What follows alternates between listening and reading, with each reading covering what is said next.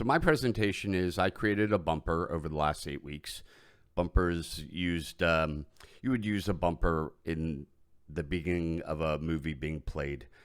This is a portfolio piece. It wasn't a commissioned job or anything like that. And it was a project that I did in honor of a friend of mine who just had a baby.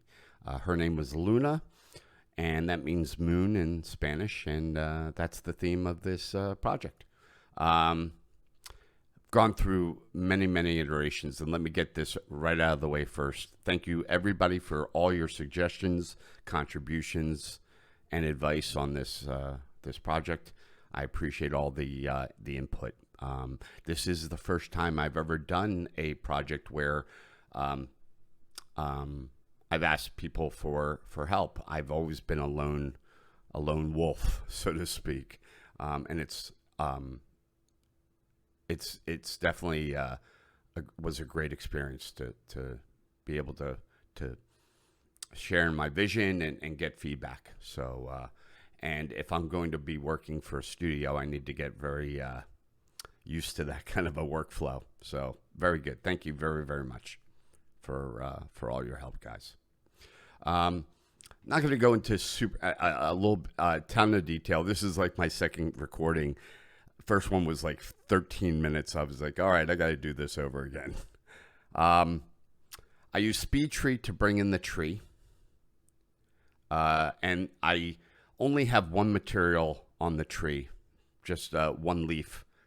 So it's real simple. And then the bark and everything is created automatically. So it's really easy to create. The rock I got from Quixel. And then the lanterns, I just a simple model, and it has the lantern itself, and then it has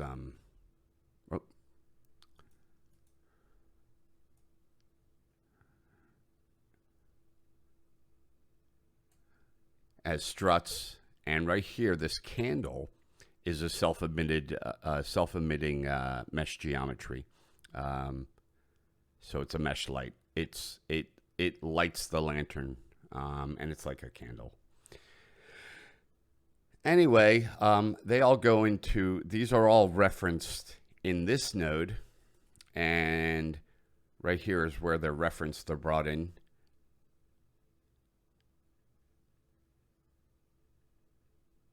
And then this is where I dictate what the distribution of the lanterns are.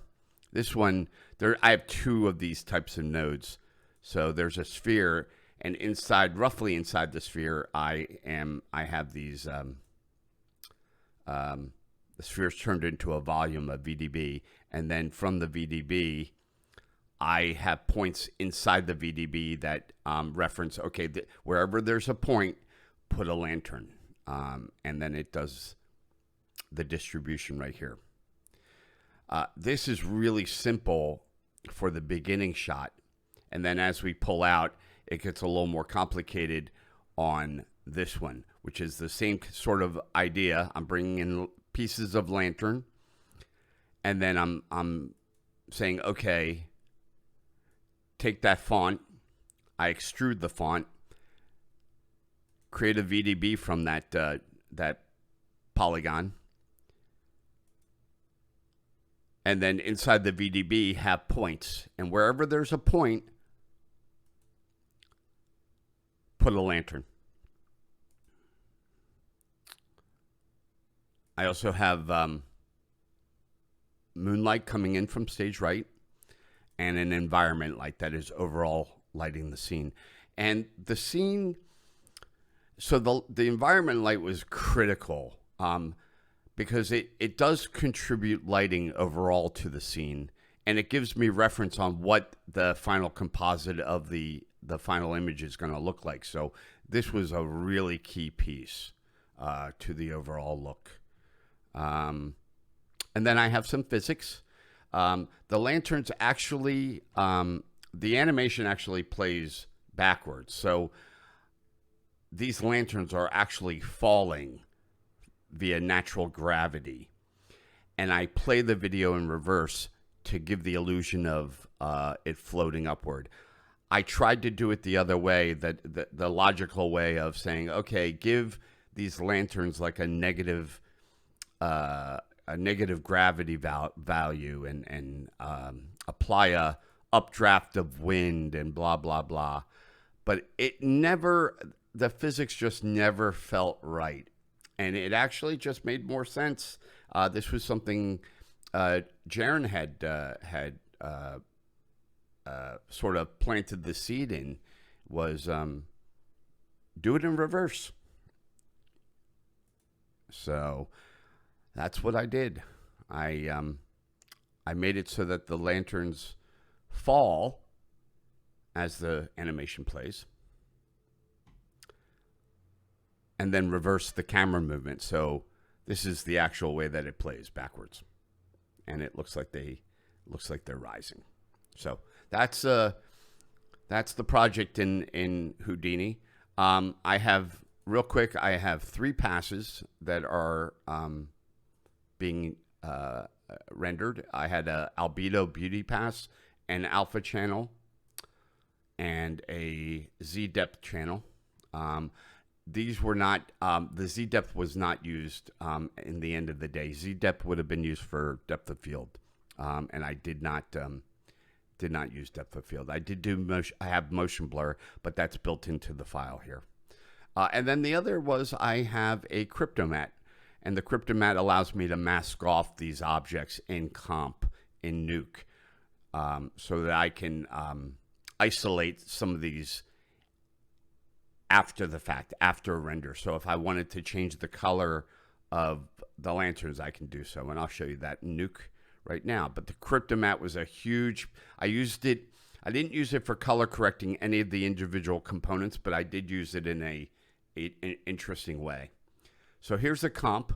I brought in the lantern as this, where it had no background. So I made sure in Houdini not to render the background. I only used it for reflection and, like I said, and overall lighting. And then I went and had a better version of the HDR, and that's what I am using for comp. And that is right here. So I am using this for comp. That's the HDR. Okay. And here's the cryptomat. This is what it looks like. Okay. I have everything on this side is the 3D part of it, and on this side's the 2D. I do have, I did export an alembic of the camera move from Houdini into Nuke, so that Nuke could understand where the camera was moving in 3D space. Here's the retime. This is where I reversed the footage. So it rendered, like I said, backwards, but here I did a retime and reversed it so that it plays normally. And this is what it sort of looks like. Everything is rendered in ACES color space, which is what's sort of replacing the linear workflow that we've all worked with over the years. This is the 3rd or 4th project I've done in ACES, so I'm getting really comfortable with it. It's one of those things, once you learn it, you just know it. I added a little bit of film grain,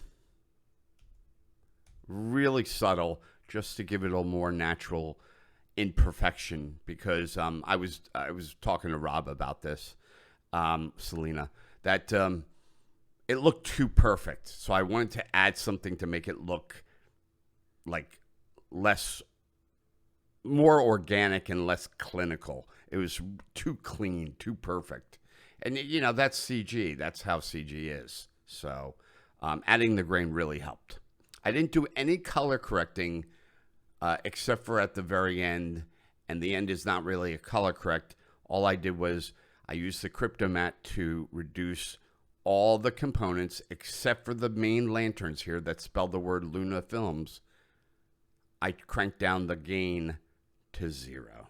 So it fades. It's like a fade out, and then it goes to 0. I rendered all these frames out, brought them into DaVinci, did a crossfade at the beginning to bring it up, and everything got rendered, and I put it on Vimeo. So I'm going to give you the link now to the final video, the final piece. There is no music, unfortunately. I just didn't have the time. I ran out of time. But I'm going to give you the link right now to the final video. So you should see that coming up on Discord. And that's it. That's my presentation. Thank you again. It was a really good experience. I had a lot of fun doing it, and I learned a lot. So, yeah.